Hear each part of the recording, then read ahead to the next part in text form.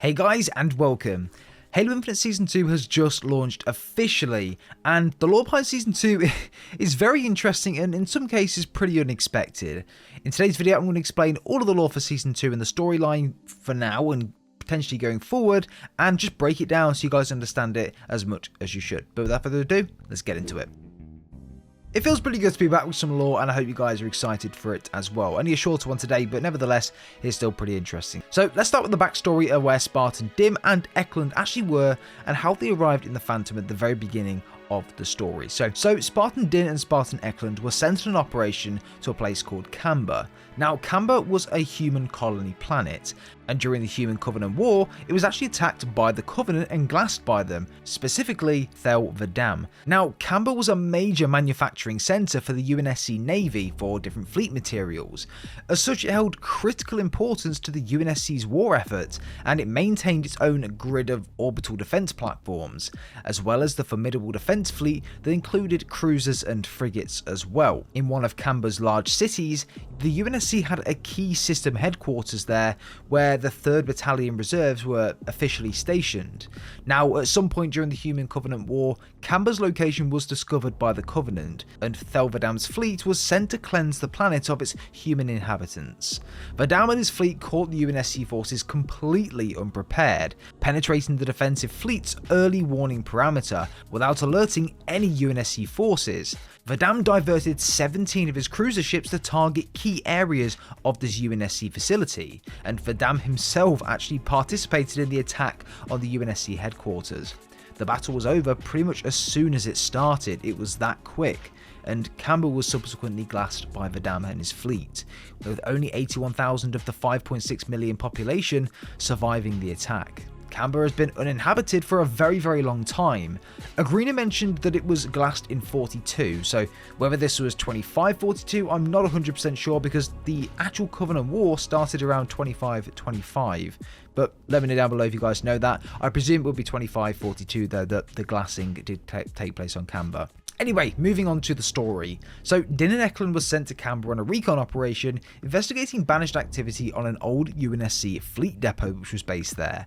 Presumably the Banished just stumbled across Camber. We don't have any lore around how the Banished found it or why they wanted to look on Camber in the first place, but I'm sure Season 2 in the future will give us those hidden details. But as they mentioned, it looks as though they were scavenging for everything that they could find from this UNSC headquarters, trying to find something within it. The Banished brought the site back online and started to make it their own, and breaking down and cutting apart different ships that were left there, taking as much resources as possible, and essentially just completely scavenging what this UNSC base was, and trying to find whatever it is that they were looking for. Now, Eklund mentioned that Din did try to improvise, and Din actually found a gap in the Banished security systems when watching over them on Camber. Now, Din tried to infiltrate the security systems, and there was Eratus, the first ever Banished AI. Now, we actually have some really interesting lore around Eratus, and I wanted to discuss it in this video and just give you this information because this actually leads on from the campaign.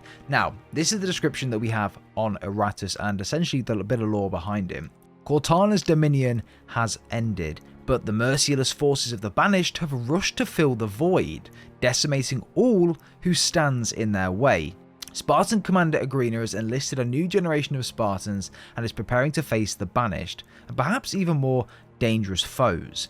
But a new scattered Spartan remains in the field. These Spartans are rugged and resourceful, hunters in the dark. Now, the first part of this description is the most interesting part. On the back of Cortana being destroyed, and with Atriox etc. being a part of that as well, they've now enlisted a Banished AI called Eratus to try and fill the void. So potentially, the Banished's idea is to have the created army on their side as well. So the way to do that is they've created their own AI to try and fill the void of Cortana. So now Eratus will essentially be the replacement for Cortana, but working with the Banished. That is mental, and that's took a massive turn in the story if that is the case. Now, it still remains to be seen how Eratus responds to this, the information that he gives. He could just be there for the time being. He may not be a full canon part of the story going forward.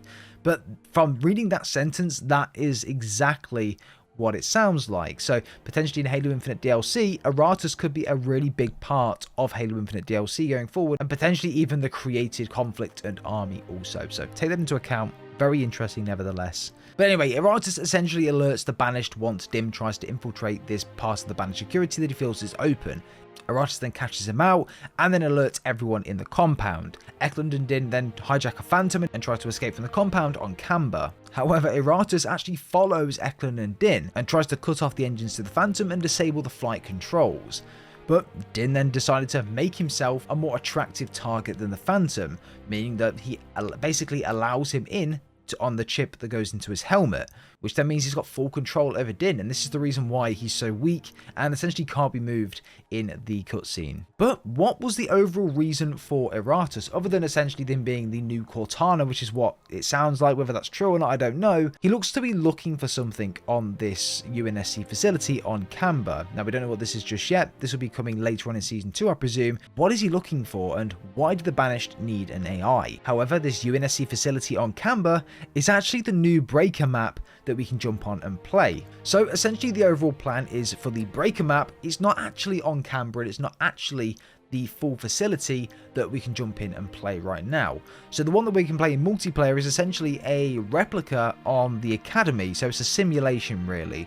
So the goal is to try and trick Eratus into thinking that we're trying to also find whatever the Banished are looking for, making us a more attractive host and making him get a bit more irritated. That should then lure him out of Dim's helmet and into ours. In that way we can maybe trick him and progress the story from there. So that's essentially the overall storyline so far. We just need to keep playing the last Spartan standing mode in the event interference until the event is over, and then maybe we get another cutscene once that is over, and then progress the story from there. But that's pretty much it for now, guys. I'll keep you posted on how the story progresses from now on, but let me know your thoughts and opinions down below.